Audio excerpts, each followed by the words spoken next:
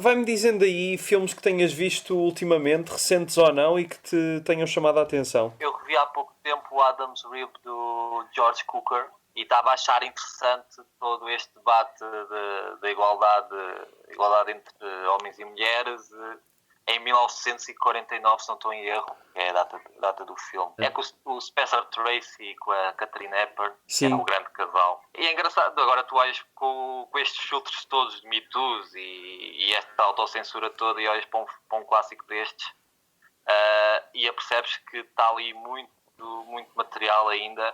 É um pouco a oposição àquela ideia que nós temos, que antigamente os filmes eram todos formatados para homens brancos e blá blá blá. Sim, exatamente. Sim. Não, é aquela coisa que... É aquela ideia feita que qualquer pessoa que só tenha visto 2 ou 3 filmes na vida acha que é verdade, mas depois se calhar se descobrir, sei lá, os filmes da Barbara Stanwyck e esse também e tantos outros, percebe que há muito mais para descobrir do que só esse clichê. Mas falares desse filme por acaso é curioso, já não o vejo há uns anos, mas surpreendeu muito na altura também por causa disso, por ser bastante pungente mesmo hoje em dia. E também aborda essa igualdade com base no adultério. Exatamente. Que é algo ainda hoje meio tabu. Exatamente. Aliás, tens logo nas primeiras sequências a Katharine Hepburn a virar-se para o Spencer Tracy e perguntar, olha lá, mas porquê é que se um homem ter uma mulher, e tal, tudo bem, mas se for o oposto, há um grande escândalo. Sim, exatamente. Eram outros tempos que ainda hoje faz sentido. Tu viste os outros filmes que eles fizeram juntos? Eu vi há muitos anos o Adivinha Quem Vem Jantar, né? Sim. Que tem um grande papel para mim da Katharine Hepburn. Sim. Acho que também há uma história por trás disso, né? Eu vi mais 2 que não são tão interessantes como o Adam's Rib, que é o Pat and Mike, que é assim mais ligeirinho. E já não me recordo grande coisa, honestamente. Gostei, é divertido. E depois há outro que é que é do George Stevens, que é Woman of the Year. E esse... sim, eu conheço.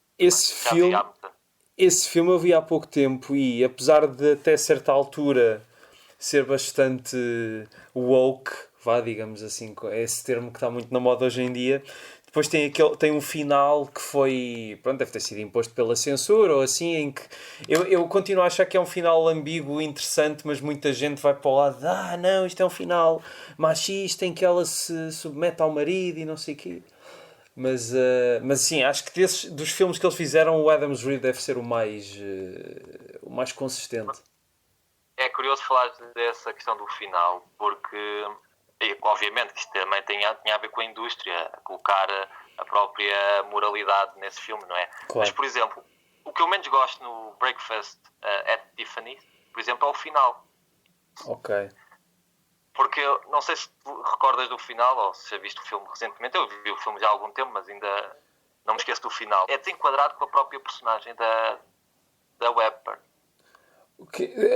Recorda-me como é que é. Não é ele que vai atrás dela no táxi? Ou se calhar estou a confundir. Exatamente. Depois faz uma declaração de amor daquelas, né? À chuva. Sai do táxi e ela manda depois para o táxi e dá um beijo à chuva e amo-te para sempre. Pronto. Mas tu vais sempre... O que tu vês no filme, ao longo do filme, que isto vai completamente contra a própria personagem. Sim. Por exemplo, obviamente que isso foi imposto, deve ter sido imposto pelo filme, pelo estúdio. Eu, por acaso, não li o livro do Capote. Sim, também não. Também não sei se estou aqui a falar besteira ou não, mas senti muito que foi essa imposição do estúdio. Sim. Não, é engraçado que se calhar também deve acontecer regularmente que há muitos filmes que, principalmente nessa altura em que havia, ainda hoje há uma certa censura, mas não é um bocadinho mais dissimulada, mas eu estava-me a lembrar, há um filme também com o Spencer Tracy, mas que é do Fritz Lang, que é o Fury, que é um filme que eu acho absolutamente extraordinário. Já não o vejo há uns anos e gostava de o rever também para perceber se essa impressão se mantém. É um filme extraordinário até para aí ao último minuto, em que o último minuto sentes que há ali um corte abrupto e aquele final foi filmado mesmo para agradar a alguém que não gostava do final original. porque é um filme que lida muito com as massas e a manipulação da opinião de um indivíduo contra as massas, e então o filme estava do que eu me lembro, num crescendo de tensão grande, e depois de repente há ali um corte abrupto para um final feliz. Não é culpa de quem fez o filme, é de quem estava a produzir o filme e quis salvaguardar o happy ending para as audiências. Mas é engraçado porque é um filme mesmo extraordinário. Se não viste, aconselho-te a ver, e até mesmo ao último momento. Olha, já anotei aqui. Como disse, na minha lista IMDb para ver, watchlist. Sim. Desculpa ter falado muito sobre isto, agora entusiasmei-me, mas é que esse filme, de facto, há pouco tempo lembrei-me dele. Mas passando a outros temas, há quanto tempo é que tu não, mesmo fora deste confinamento, há quanto tempo é que já não ias ao cinema? Espera aí, deixa-me pensar, porque a última vez que eu fui ao cinema, eu acho que foi em janeiro, que foi a última vez que fui ao cinema. Obviamente temos de ter em conta que eu sou um privilegiado do cinema de imprensa e essas coisas, não é? Sim. Mas não estou em erro, a última vez que fui ao cinema, eu não queria dizer que foi o Hong Sang-soo que foi o último filme, mas... Para os nossos ouvintes que não estejam a par do teu trabalho, é dos cineastas que tu gostas mais. Eu não desgosto do Hong Sang-soo. Há aqui uma diferença, e isso também levou-me depois a um grande debate com outras pessoas. A minha questão com o Hong Sang-soo, aliás, eu acho este último filme do Hong Sang-soo péssimo, mesmo dentro do parâmetro dele. Sim. Eu só acho que há um grande exagero à volta do Hong Sang-soo.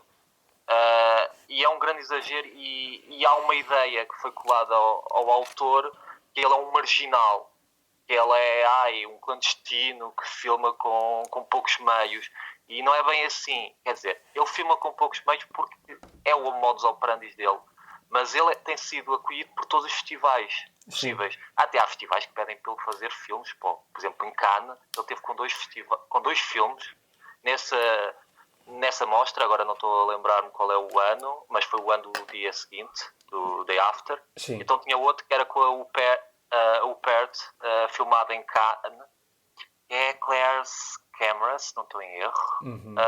Era esse o filme. Mas o meu grande problema com o Hong Sang-soo é mais a relação exterior do que propriamente interior. E obviamente aqueles zooms para mim são de um amadorismo de primeira. E o meu problema depois é a interpretação que tentam fazer com esse amadorismo propositado como algo poético. Basta só... Isto não estou a querer puxar o meu trabalho ou isso. Não, força, mas... o palco é teu, força. Sim, mas basta ver muitos artigos que têm saído, agora com a questão dos 4 filmes do Hong Sang-soo, que saíram em cinema, aliás, deve ter sido as últimas sessões do Cinema Ideal, a quantidade de banalidades que falaram acerca dele. Banalidades no sentido de já os mesmos adjetivos, os mesmos termos, não há ninguém que tenha uma certa objetividade em relação ao autor. Obviamente ele tem filmes muito interessantes, eu gosto bastante do primeiro filme dele, que a tradução portuguesa é o dia em que o porco ia no poço, The Day What the Pig Felt to the Well, se não estou em erro, e o Right Now, Wrong Then, também, sim. Que é um filme bastante interessante. Ok. E aliás, ele é um ótimo argumentista, o que não se nota neste último filme. Eu, por acaso, é uma das minhas pechas. Eu ainda não vi nada do Hong Sang-soo, mas acho muito acutilante esse debate teu contra toda a gente sobre o Hong Sang-soo. Sim. Mas... Sou eu contra o resto do mundo. Exatamente. Acho que já tens reparado. Sim. Achas que há mais algum realizador que também sofra do mesmo efeito do Hong Sang-soo, que dizem que é um marginal, mas que vai saber e afinal não é assim tanto? Nesse termo, não. Mas eu também tenho notado alguns exageros em certos realizadores e tem sido às vezes as minhas causas. Conta mais sobre isso, que agora isto é para lavar roupa suja neste momento. Exatamente, é para lavar roupa suja. Então é assim, olha, há um realizador que eu aposto que tu gostas, e eu tenho um certo problema também com o exterior do que do interior. Eu acho que é um realizador que tem um certo talento. Estás a falar do James Gray? Exatamente, eu acho que tem um grande talento, o homem. Por exemplo, o Beyond the Night tem uma perseguição na chuva que é uma cena belíssima. Acho essa cena muito belíssima. A imigrante cá em casa eu trouxe um certo debate com a minha mulher, mas eu depois posso falar disso. Mas eu acho que é um realizador que está muito entranhado nas próprias referências e não consegue sair dali. Ou seja, ele constrói um que eu chamo um cinema confortável. É aquela coisa de as crianças que vão brincar no quarto decidem fazer o quê? Um forte. Então metem lá tudo dentro do forte o que gostam. E eu sinto que o cinema dele é muito esse cinema que tenta trazer um certo sabor de classicismo, de um cinema que já não existe. E por isso há uma reação crítica que é completamente exagerada. Toda a gente quer colar a ele tudo e mais alguma coisa. E o meu problema com o James Gray é muito pelo lado exterior do que pelo interior. Eu acredito que ele poderia ter sido... que ele, de momento, podia ser melhor realizador do que aquilo que ele realmente é. Porque ele tem talento. Ele mostra ter talento. Ele está completamente embebido nas próprias citações e no cinema que ele quer tanto copiar. Eu diria que ele quer sentar-se na mesa dos grandes ao invés de meter-se numa mesa sua. Obviamente que é um realizador que tu gostas, não é? Obviamente não é óbvio. Há filmes dele que eu gosto e há filmes dele que eu gosto menos, mas eu percebo o que tu queres dizer, porque o eu gostar dele não invalida que perceba, e até concordo com o que tu estás a dizer, porque apesar de gostar muito de vários filmes dele, sinto que ele é sempre um realizador como se estivesse a fazer o seu primeiro filme, em que está a descarregar as influências todas que teve. E ainda não saiu dessa fase, sim. Concordo contigo. Mesmo que mude de género, mesmo que mude de história, de ambiente. Mas, por outro lado, acho que já vi copycats menos interessantes. Mas percebo exatamente. E apesar de... eu já vi a Imigrante há uns anos, mas fiquei absolutamente fascinado com esse filme. Mas, sim, é um filme como se fosse do Gordon Willis, fotografado pelo Gordon Willis, só que não é. E isso vai sempre empalidecer perante as influências originais que ele teve, não é?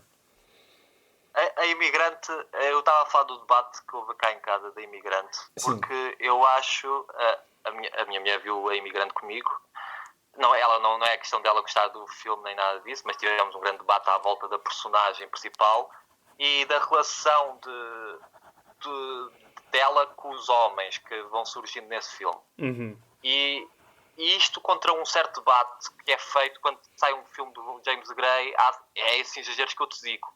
E há um exagero que eu na altura escrevi para o C7 Cinema, que era contra uma ideia que estava-se a construir, que o James Gray era o único realizador americano feminista. E, por exemplo, na Imigrante tem um grande problema, já que vamos falar nesse ponto, e já que vamos para esse território, sim, ele tem a tendência de justificar todas as malícias que a personagem de Joaquin Phoenix constrói, ou seja, comete com a personagem da Marion Cotillard. Até que no final acho que há uma frase dele que diz que eu faço isto tudo porque eu te amo. E o filme segue essa lógica, ou seja, tu nunca olhas para o James Gray como uma personagem, não digo antagónica, mas uma personagem dúbia, ou seja, dá sempre uma desculpa nele, nas ações dele. Isto contra a ideia que tentou-se meter que ele era um realizador feminista. Isso já é esse tal efeito da exacerbação da crítica a funcionar já para um padrão muito elevado de coisas, não é? Quer dizer, de repente, só porque gostas do realizador, ele tem de ter todas as qualidades que tu queres que ele tenha, e se calhar na verdade ele não tem. Sim, é exatamente isso. E como, por exemplo, houve outro exagero com o Ad Astra, que eu acho o mais fraco dele. Que houve textos em que diziam que o filme era uma espécie de sétimo selo do Ingmar Bergman. Quando chegamos a este ponto é já indiscutível. Pois, eu gostei do filme, mas também de facto acho isso exagerado. Mas como eu te disse, eu não desgosto do James Gray, a mesma forma que eu não desgosto do Bong Joon-ho, a mesma forma que eu não desgosto do Philippe Carrel, que é o outro, meu bastião, minha causa. Não, eu adoro, eu tenho muito amor pelos filmes antigos do Philippe Carrel. Aliás, quando eu vou iniciar um debate das minhas avanças com um amante, um garreliano, como assim são chamados, eu costumo dizer que desde o Coração Fantasma ele não conseguiu sair de um certo estado de sonambulismo. E a mim, também, da mesma forma, me chateia de eu ver um realizador que está sempre constantemente a fazer o mesmo filme. Eu sei que isto já é um clichê eu dizer isto. Sim. Porque é verdade. Já se torna um clichê, eu admito que é um clichê, mas também já não consigo. Indigna. Não é irrita, mas é uma irritaçãozita que qualquer filme do Garrel que saia, uma pessoa está a ler, por exemplo, um livro de poesia, lembra-se de meter uma estrofe e colar ao filme e de repente é como se aquilo fizesse algum efeito. Vou citando um amigo meu, que é o Jorge Pereira, que ele tem um termo que é engraçado, que é a crítica horóscopo. Ou seja, é uma crítica que é tipo catavento, é conforme os dias. Sim. Às vezes sai bem, às vezes não sai bem, às vezes colas qualquer coisa e pronto, é o que sai. Sim. Mas são realizadores que eu não tenho problemas com eles, eu tenho o problema com o exterior, com o próprio exagero. E acho que é importante, é uma coisa que muitos não gostam, é ser contrariados. Acho que é importante existir uma voz contrária. Não estou a dizer com isto que eu vou por estas causas porque tem que ser do contra, não. Sim, porque eu sinto às vezes que é preciso ter uma voz contrária. Do Aung San Suu Kyi, eu tive necessidade, eu tive necessidade de escrever porque sentia que ia haver uma enchente. Eu estava, olha, abertamente, estava borrifando para a distribuidora, para isto, para aquilo. Não, eu precisava de ver, precisávamos ter este tipo de opinião ou perspectiva neste contexto. Uma consensualidade torna-se enfadonha. É que, por exemplo, vamos buscar o filme mais consensual possível, o Padrinho. Sim. O primeiro capítulo do Padrinho, suponho. Eu adoro o filme, não é? Isso não está em causa. Mas também gostaria de ler uma opinião contrária à minha. Porque é que aquele filme poderá ser um exagero na voz de alguns. Isso seria interessante. Sim, exatamente.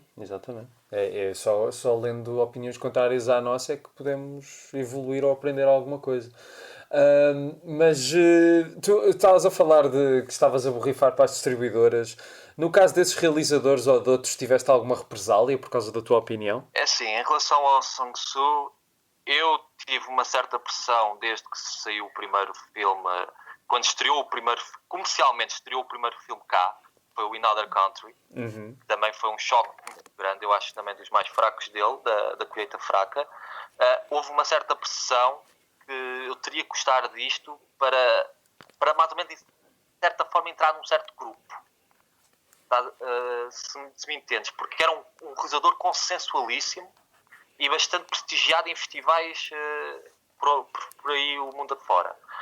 E eu senti essa pressão, sim. Como já também senti pressão para gostar de outros realizadores. Uhum.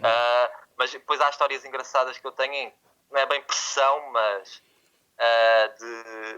como é que eu ia dizer, de choques culturais nas minhas idas aos festivais de Cannes. Especialmente com críticos brasileiros, que sempre chegando choques culturais com eles. Sim. Eu posso até mencionar um filme que, estranhamente, a crítica brasileira ficou rendida, que é o The Last Face do Sean Penn. O filme que foi arrasado por todo o resto do planeta. Sim. E foi uma sessão engraçada. Foi uma sessão que eu nunca vou esquecer.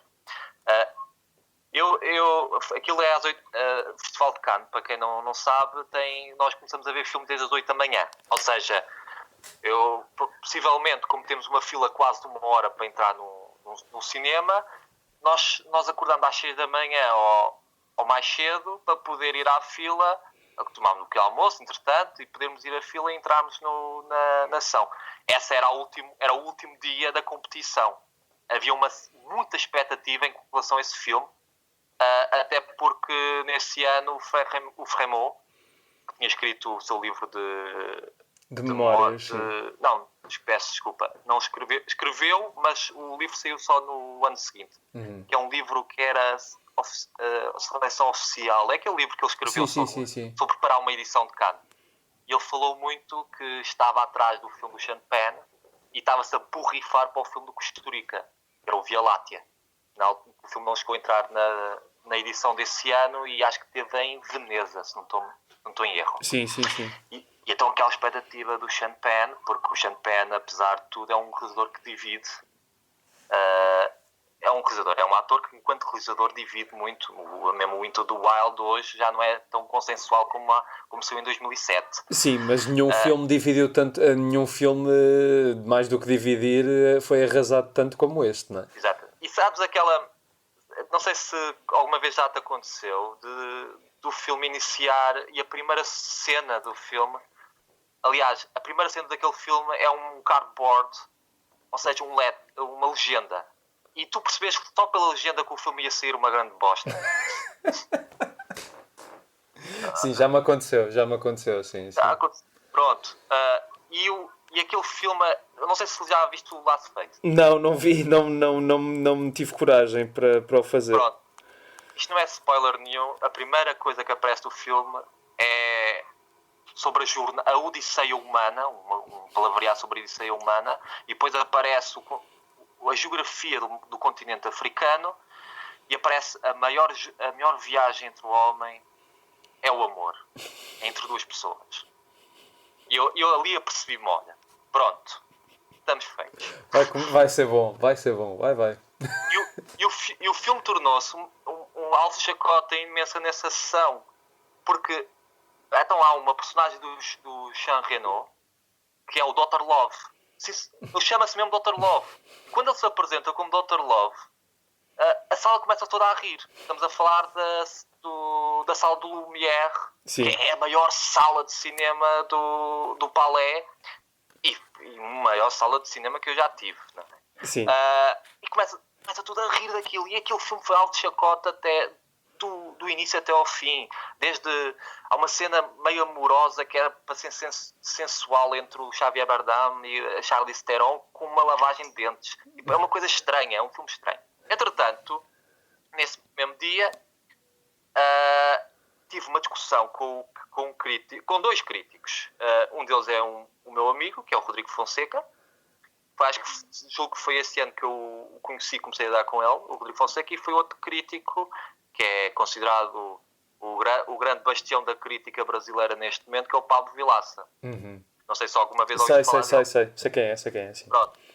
Então estávamos nós a discutir sobre o filme e eles tinham adorado o The Last Face e eu estava a argumentar porque é que eu não gostava do filme, sabendo que o filme ia ser arrasado ou não, foi no mesmo dia, e ele aponta o dedo no meu peito e diz assim: sabes qual é o teu problema de não gostar do filme? É porque és europeu. Okay. Ou seja, esta discussão acerca do filme veio pela minha geografia, ou seja, veio pelo facto de ser europeu, ou seja, automaticamente colou-me ao colonialismo. Isto também tem agora muito a ver com muitos filmes que se colam a certas discussões. Ainda há pouco, do Promising Young Woman, há pouco saiu um artigo da IndieWire em que a realizadora Emerald Fennell, ela diz que nos pitchings, quando se apresentou a ideia daquele filme, estamos a falar de uma mulher que, devido a um trauma, uma obsessão, uma coisa que eu não vou estar aqui também a spoiler, mas que vai todas as noites fingir que está bêbada para que homens aproveitem-se dela e ela mata os homens. Ela faz isto todas as noites.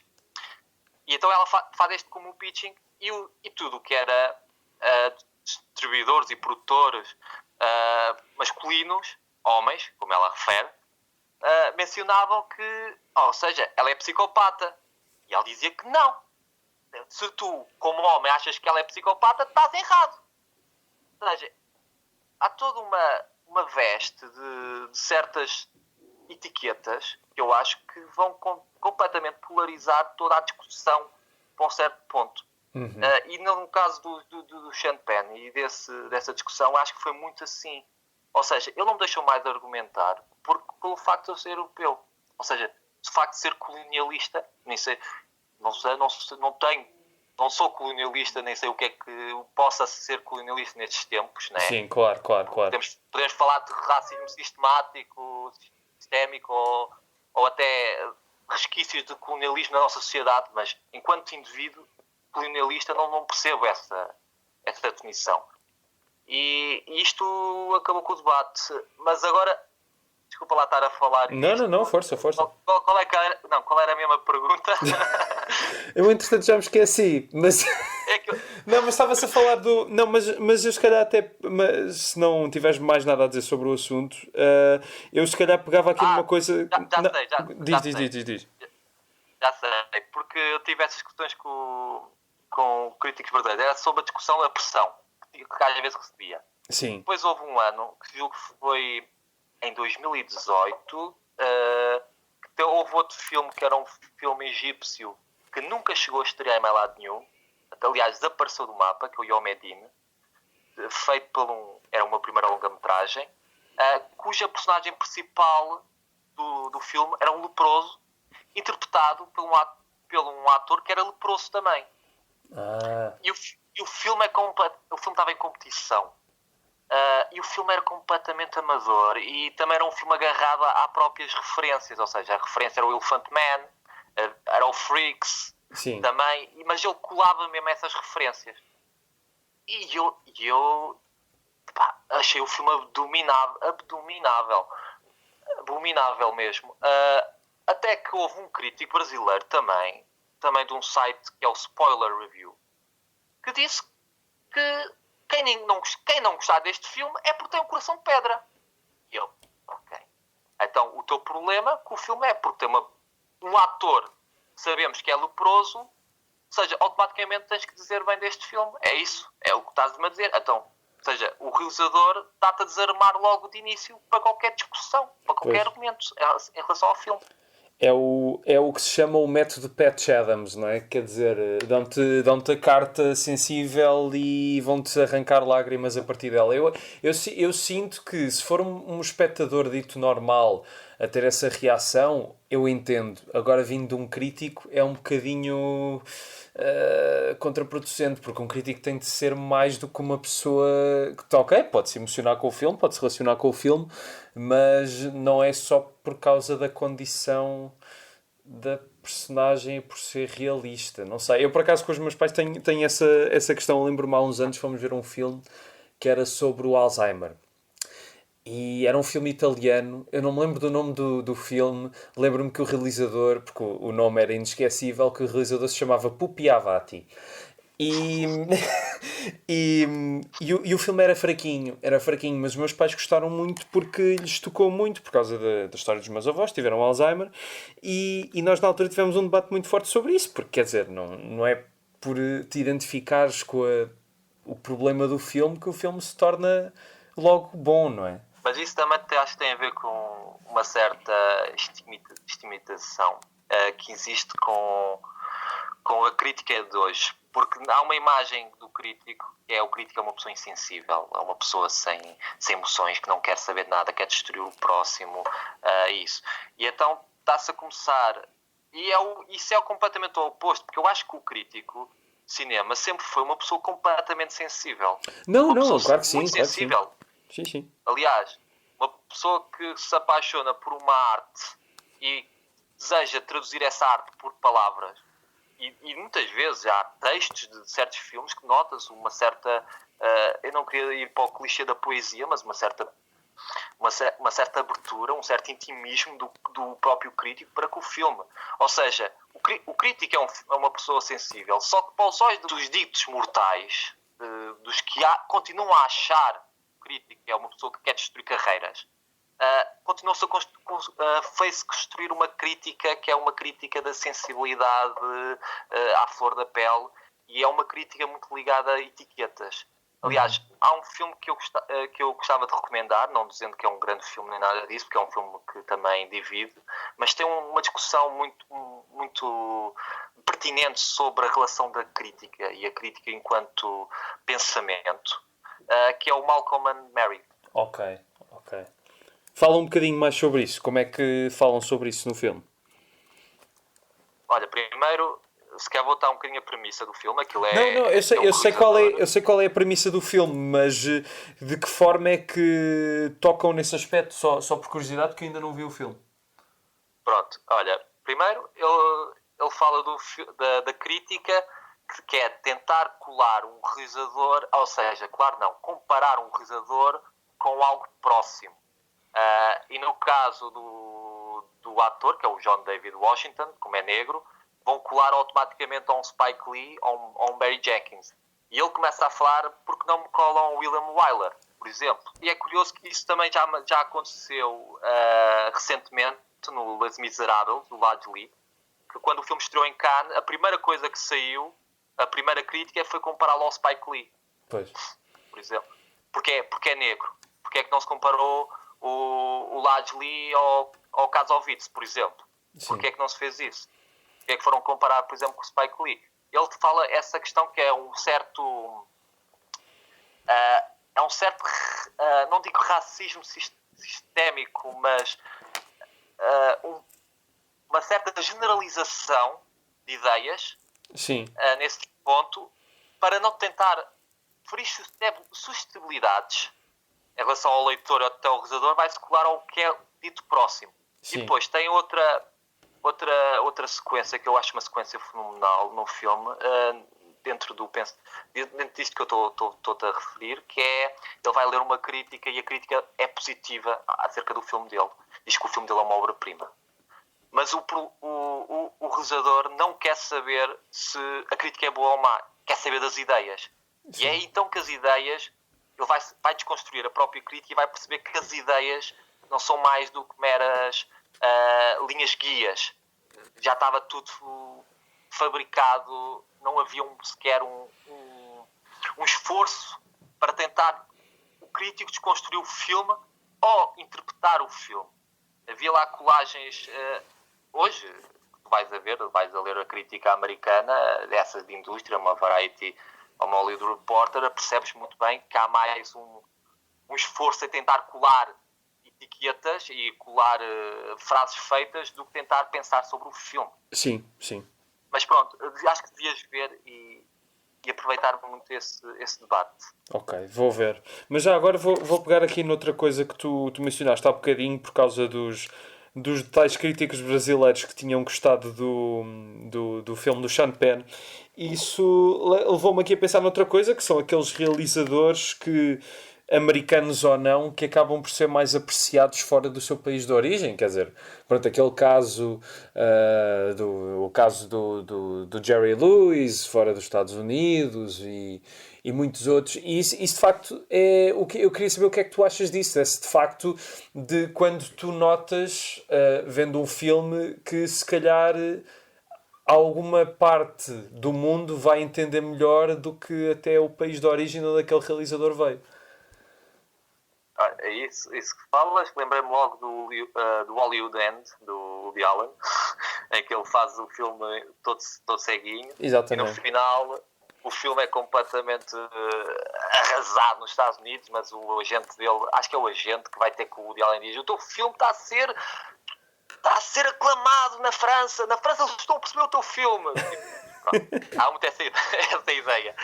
Mas eu percebo o que estás a dizer, e há realizadores ainda atualmente, por exemplo o Shyamalan é mais reconhecido na França, vamos pelos dois polos, do que nos Estados Unidos. Sim. Mas isso, por exemplo, nessa questão de se compararmos a Europa com os Estados Unidos, eu digo Estados Unidos, não nem sequer vou englobar a América continental, mas os Estados Unidos, também há uma diferença na abordagem da crítica para com o próprio objeto. Uhum. Né? Eu costumo dizer que, por exemplo, na França, a crítica que nós costumamos reconhecer da França, o Cahiers do Cinema, o Winrocks e esses ensaios, é mais o eu, enquanto que nos Estados Unidos é o eles, os vocês. Isso há uma completamente direção. Mas obviamente que sim, há filmes que não fazem, não é fazer sentido. Há filmes que requer outro tipo de bagagem, e é uma bagagem empírica cultural. Sim. Ou seja, há coisas que os americanos não vão conseguir perceber, e não é o perceber a nível de conhecimento, é em sensibilidade de certos aspectos que se calhar num outro lado do mundo vão entender. Olha, por exemplo, tu já viste o Glass do Shyamalan? Glass vi, sim. Possivelmente para nós, portugueses, achamos o final do Glass uma coisa repuscada e muito ingênua. Aquela coisa de repente aparece um vídeo que começa a divulgar nos noticiários, toda a gente de repente acredita que existe pessoas sobre-humanas, por exemplo. Sim, exatamente. Mas em discussão já disse, com o meu amigo Rodrigo Fonseca, ele teve outra interpretação do final, mas tendo em conta o seu contexto cultural, ou seja, no Brasil. E ele deu-me, como é que eu ia dizer, uma nova lavagem àquilo que eu não tinha percebido. Se pensarmos um pouco o Brasil, por exemplo, com a eleição do Bolsonaro, e aliás, citando o Wagner Moura em Berlim quando apresentou o Marighella, foi, como é que chamava-se aquilo? Aquela fake news de ensinar os bebés a serem logo homossexuais. Era a chupeta de piroca. Chupeta de piroca. Exatamente. Que foi a chupeta de piroca que ganhou as eleições. Ou seja, no Brasil houve uma quantidade de brasileiros que acreditaram nas notícias falsas, na desinformação, vindo do WhatsApp, e votaram naquele elemento. Um elemento, não quero adiantar muito, porque o Bolsonaro está na minha lista de pessoas que eu gosto, que eu amo tanto, ironicamente, para quem não percebe. E aquilo pronto, não é uma questão da legitimidade do próprio vídeo naquele filme, mas a questão como uma notícia falsa percorre facilmente todo um sistema e fazer com que nós de repente vamos acreditar em sobre-humanos. Por exemplo, isto citando um debate nesse termo, que é preciso uma certa carga para entendermos certos filmes. Não é bem entendermos certos filmes, mas para podermos interpretá-los muito melhor. Sim. E sim, há filmes que... E aliás, vamos lá dentro do nosso território, há filmes portugueses que são mais reconhecidos lá fora do que cá dentro. Sim, exatamente. Mas também depois há aquele fenómeno que tu também sabes bem, não é? De que parece que é muito raro que há determinados filmes portugueses que parece que nunca vão ser alvo de críticas. Por exemplo, eu gosto bastante do Pedro Costa, mas fora o Jorge Leitão Ramos, que até neste último teve uma opinião bastante agressiva contra o Vitalina Varela, toda a gente adora aquele filme, parece que toda a gente é a mesma pessoa e virou... ou seja, era para falar desse tipo de aclamações, cá também acontece, não? Sim, e tens o Eurico Barros que também deu cabo do filme. Pois, é verdade. Tinha-me esquecido do Eurico de Barros, é verdade. Pronto. Por acaso, o Vitalina Varela é um filme que eu amo muito. Acho que é o melhor do Pedro Costa, dizendo assim de longe. Mas sim, sente-se muito isso. Essa é outra pressão também que eu gostaria de falar, que é a pressão do cinema português na crítica. E enquanto críticos tentamos estar neste meio, que é um meio pequenino, é um meio que vamos sempre embater uns nos outros. Sim. E muito mais que os realizadores estão, como é que eu ia dizer, um bocadinho entranhados na própria crítica, ou seja, eles próprios vão-se estar com críticos e debater com críticos e isso. Por isso existe muita pressão também num crítico cá em Portugal, do Burgo, conseguir ser, não queria dizer ser alguém, mas tentar subir neste meio e ser completamente imparcial em relação ao cinema português. Isso é muito difícil. Mas sim, eu sei o que estás a dizer, porque, por exemplo, isso nem vamos pelo Pedro Costa, mas o Manuel Oliveira teve grandes consensualidades nos últimos tempos, não foi? Sim. Eu não estava a falar do Manuel de Oliveira porque ele já não está cá para se defender.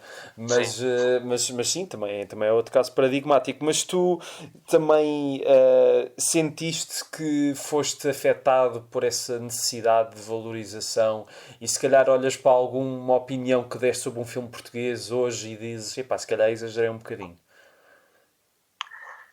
Ok, vamos entrar num território... É assim, eu vou dizer isto de caras, é assim, eu amo o cinema português, possivelmente é o cinema que eu mais amo, é o meu cinema, é o nosso cinema. Claro. Apesar dos filmes poderão ter as falhas qualquer, mas continua mal, é tipo aquele filho que tem os seus defeitos e a gente sabe que tem os seus defeitos, mas amamos-o sempre. Sim. Mas eu tenho sido, em muitos casos, muito bruto com muitos filmes portugueses. Ainda há pouco tempo alguém disse-me a mim que a minha crítica, por exemplo, ao Faz-me Companhia do Gonçalo Almeida era um obituário. Não era uma crítica, era um obituário. Obviamente que eu tenho esta reação extrema, às vezes, quando vejo um filme português mau e vou tentar... apetece-me vir lá com tudo, em cima do... O filme pode não... Posso depois sentir, como é que eu ia dizer, culpa em relação ao filme. Eu digo, se calhar exagerei um pouco, mas é aquela necessidade, às vezes, de falar, porque estamos no nosso meio. E eu digo isto... Eu tenho amigos que são realizadores e às vezes eu fico com medo de eles alguma vez fazerem um filme mau e eu tiver que escrever sobre um filme deles. Se não insultares, acho que toda a gente pode encarar isso de uma forma civilizada. Sim, o problema é que até tu vives num país em que o Francisco Ferreira deu 2 estrelas ao Sangue do Meu Sangue e levou pancada do João Canicho, não é? Essa história de facto é espetacular, sim. Pronto. Sim. É espetacular. Por isso tu estás num país em que não podes dar sequer 2 estrelas a um filme. Eu já tive amigos que decidiram fazer filmes e eu perdi. Não digo que não eram bem amigos, mas eu perdi por eu dizer mal dos filmes dele. E às vezes nem publicamente, é só mesmo dizer, não gostei nada do teu filme. Sim. Não, eu sinto dos realizadores que já estiveram neste podcast e que entrevistei noutras instâncias, sempre que o tema da crítica vem à baila, mesmo pessoas, eu não vou estar aqui a mencionar os nomes, mas mesmo realizadores que de vez em quando até são bastante aclamados pela crítica, quando recebem uma crítica negativa há sempre uma razão qualquer. Ou é porque não gostam deles por isto, ou porque aconteceu qualquer coisa e então eles nunca mais gostaram dos meus filmes. Inventam sempre qualquer razão. Nunca é por causa do filme em si. É sempre uma coisa pessoal. Sim, isso é porque aquilo que eu estava a dizer. Isto é um meio tão pequeno, mas tão pequeno, que toda a gente acha que... E ainda pensa-se que a crítica é uma coisa pessoal. Sim. E eu tenho a noção disso. Às vezes eu sinto que há certos textos meus que têm um certo eco. Até quando escrevia no C7, um certo eco devido a isso. Por sentirem-se mesmo pessoal. Aliás, há uma história engraçada que foi com a Rita Azevedo Gomes, da Portuguesa. Sim, a Portuguesa. E então, na altura, eu ia escrever uma crítica para o C7 Cinema e o meu editor disse que não é preciso com rodeios, se não gostaste do filme, escreve uma coisa assim, tipo como o Eurico Barros escreveu no Observador em relação ao filme, que é uma crítica só com 2 linhas e completamente negativa. E eu nessa altura pensei assim, não, eu vou escrever como eu tenho sempre escrito. Eu vou mostrar na minha crítica que eu vejo os filmes da Rita Azevedo Gomes, que eu sei o que estou a falar, porque eu sei que ela vai ler esta crítica. Sim. Porque eu sei que estes realizadores eles vão vasculhar a internet toda à procura de todos os textos sobre eles. Sim. Eu tenho esse conhecimento disso. E para mim, às vezes, quando estou a escrever sobre cinema português, eu tenho a noção que vou ser lido. E tenho a noção que às vezes eu tenho que mandar os meus próprios recados na crítica. E há realizadores que não se dão bem com a negativa, porque sempre foram aclamados desde do início até ao fim, até hoje.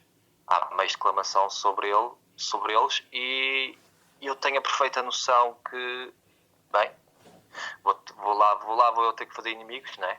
E depois a Rita Azevedo Gomes reagiu mesmo, não foi? Ou não?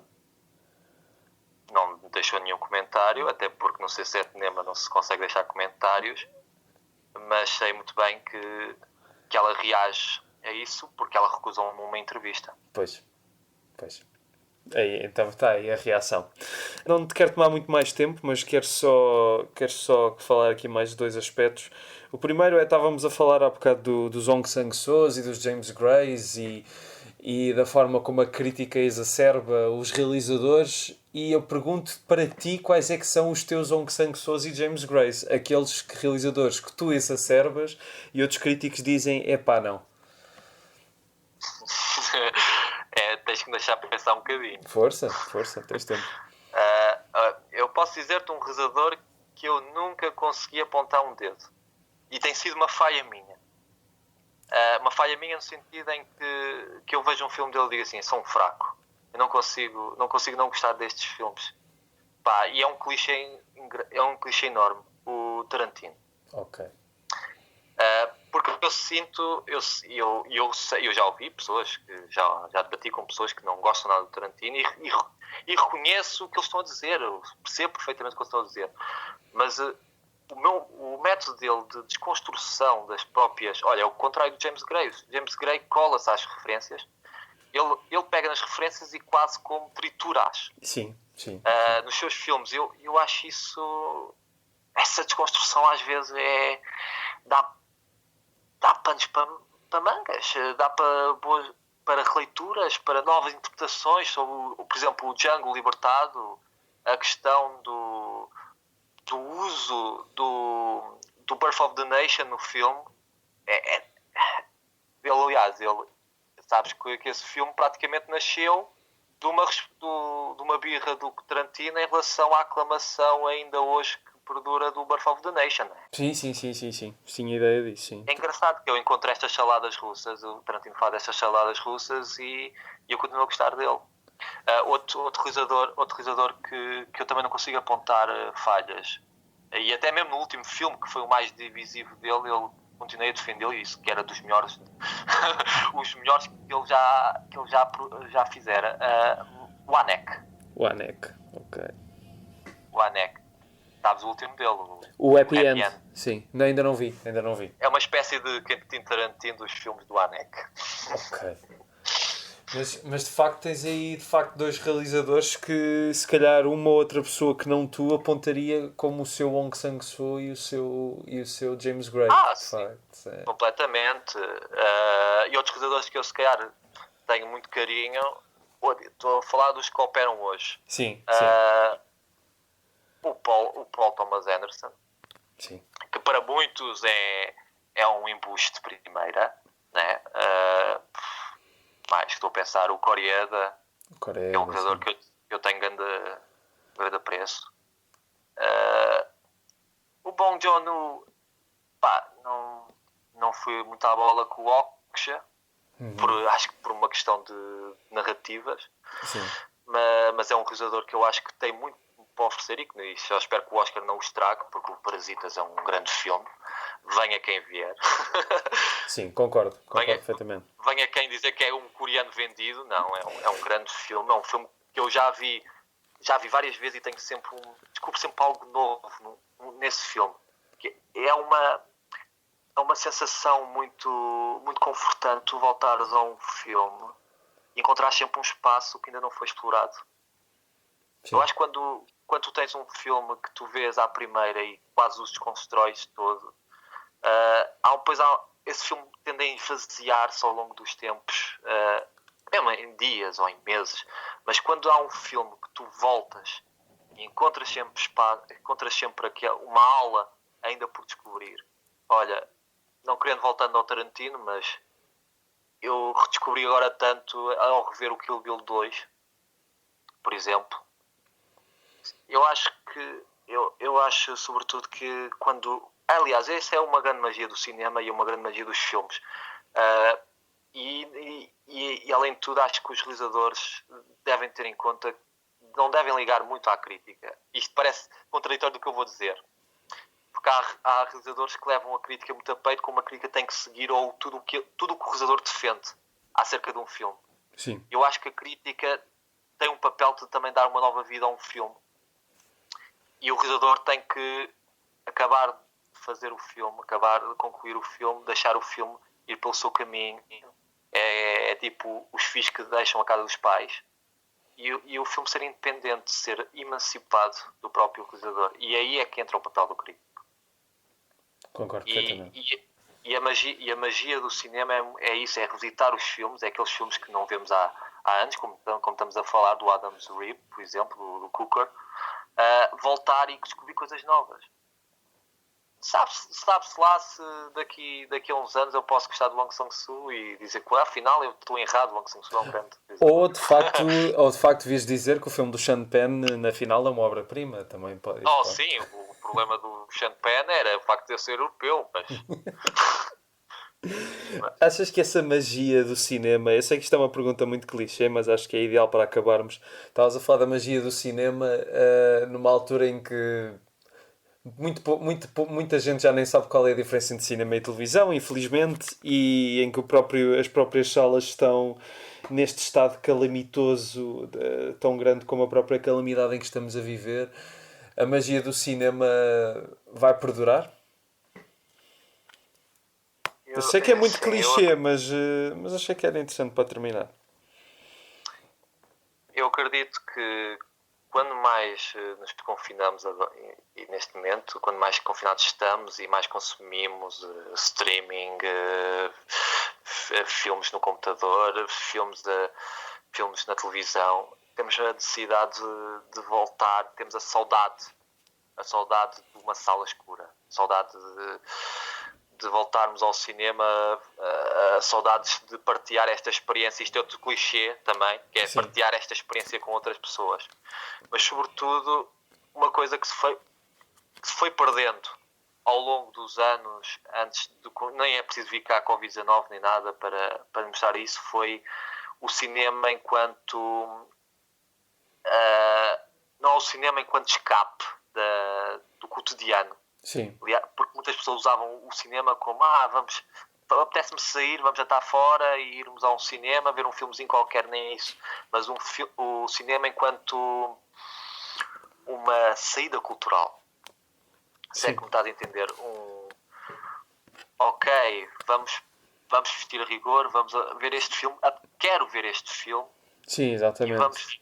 E no final do filme falar com os amigos sobre o filme, o que vimos, o que acabámos de ver, porque no fundo a magia do cinema, não vamos estar com aquelas publicidades que têm saído para voltarmos ao cinema, que o cinema é a história, faz-nos acreditar que somos não sei quem, isso não.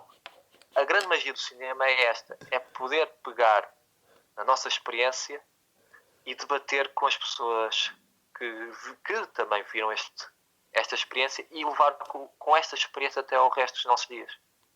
Porque nós lembramos dos filmes que vamos ver ao cinema, mas não lembramos, raramente recordamos dos filmes que vemos em casa. Tens toda a razão. E nessa parte de identificação, esse também é um dos grandes problemas hoje em dia. As pessoas, este filme só é bom porque eu me identifiquei com esta personagem. O cinema faz-nos pensar...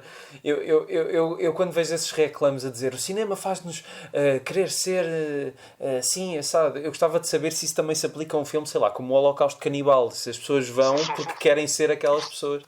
Mas pronto, olha, Hugo, obrigado. Foi muito fixe. Obrigado, El.